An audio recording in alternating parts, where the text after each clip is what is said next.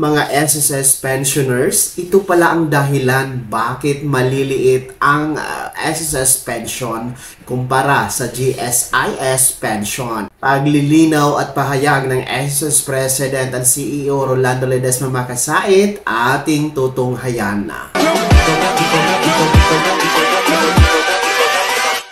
Hold up.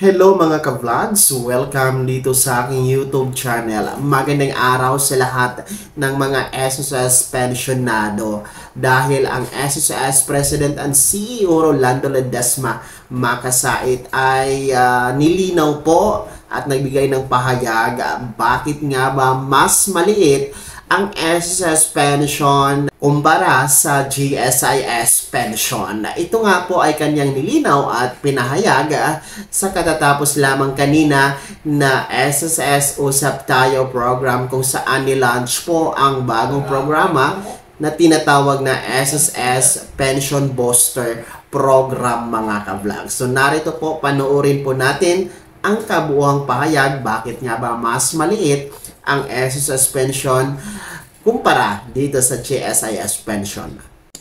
Friends, ladies and gentlemen, magandang umaga at maraming salamat sa inyong lahat at nandito po kayo.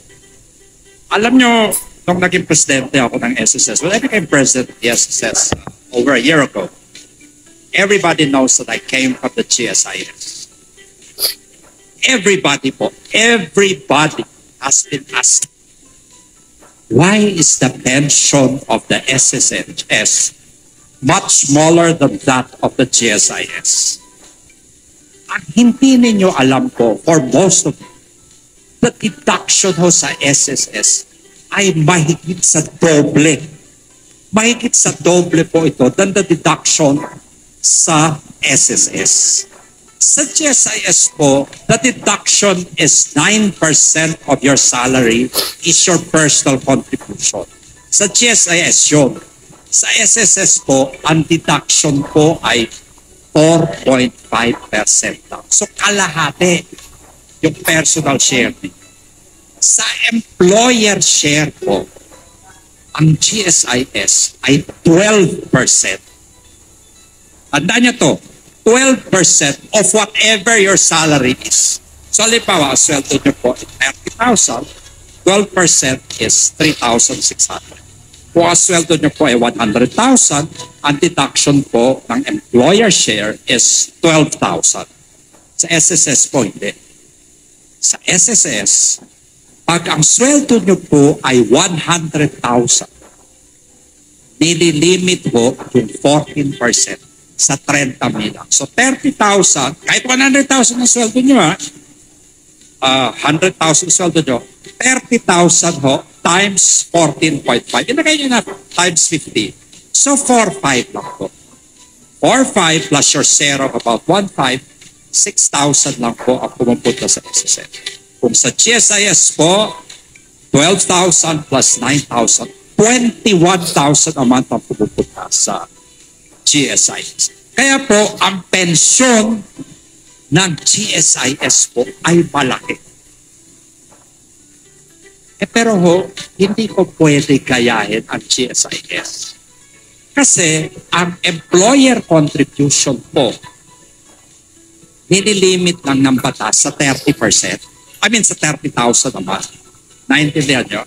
Kahit 1,000,000 na sweldo nyo, i-compute ang SSS contribution 30,000 times 14.5 or times 15%. So ayun po mga ka-vlogs, no, napakinggan po natin mismo mula sa SSS President ang explanation na meron po si GSIS kumpara dito sa SSS. Napakalinaw naman po no na mas malaki talaga ang kaltas, mas malaki ang contribution sa GSIS na mga miyembro kaysa dito sa mga SSS members. Kaya pagdating po ng pensyon dito kay GSIS na malaki yung kontribusyon, ay natural, malaki po ang kanilang buwanang pensyon na matatanggap. Kumpara naman po dito sa mga SSS members, kung magkakapensyon na, ay mas maliit po sa inaasahan kaysa doon sa GSIS pensioners. Sapagkat nga po, no, napakababa po, no, dinoble po sa baba yung contribution rate ng SSS kumpara sa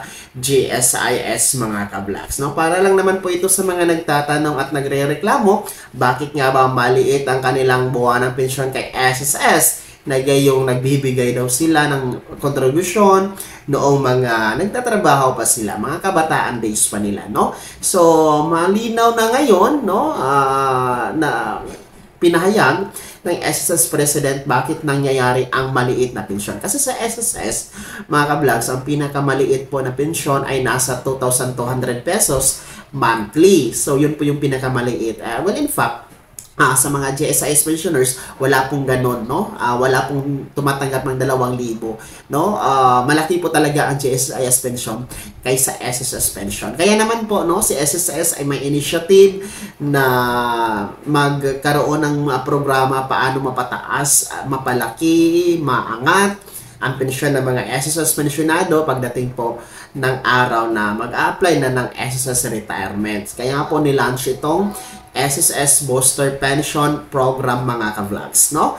SSS Pension Booster Program na kanina lang po nilaunch. So, maganda ito dahil ang layunin nito ay para mapataas, mapalago, no, yung ating pensyon, no, sa pamamagitan ng SSS Pension Program kung saan mag-e-invest tayo, mga ka-vlogs. So, para sa kabuang detalye, no, dito sa SSS Pension Booster Program, panoorin nyo lamang yung pinaka-latest update ko, pinaka-latest video ko para maintindihan nyo dahil tinatalakay doon ng mga SSS management kung anong programa ito, no? Kani-kanina lang yan po ni-launch ni SSS June 10, 2024. So, panoorin nyo lamang po at ang link ng video na yan, ilalagay ko lang sa description dito sa video na to para po inyong masundana. So, ayun po ha, sana yun naging mas malinaw po. Bakit nga ba ganito kaliit, ano? Ganito yung halaga ng ating SSS pension,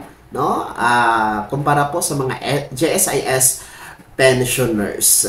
Bago ko magtapos sa video na to, kung nais nyo pong sumuporta dito sa aking channel, ay maaari nyo pong i-click ang ating super thanks button na nasa baba. Kung nais nyo naman pong maging miyembro, abay i-click nyo na ang ating join button na nasa baba pa rin, mga ka-vlogs. Sana'y naging gabay ang video na to kahit paano nabigyan tayo ng bagong kaalaman na naman at bagong idea. Kung hindi ka pa nakasubscribe dito sa aking YouTube channel, i-click nyo na ang ating subscribe button na nasa baba. Huwag nyo kaligtaan na i-turn on ang notification bell. Ilagay nyo sa all para updated ka sa lahat ng mga videos na i-upload ko. Maaari mo ding i-like ang video na to at kung meron ka pang mga katanungan, ay maaari nyo i-komento sa comment section na nasa baba. At paki-follow na din po ang aking official Facebook page na nasa screen nyo. Muli po, ako si Daniel Timpawa na nagsasabing dito sa aking YouTube channel, Pawang Katotohanan at lahat totoo lamang.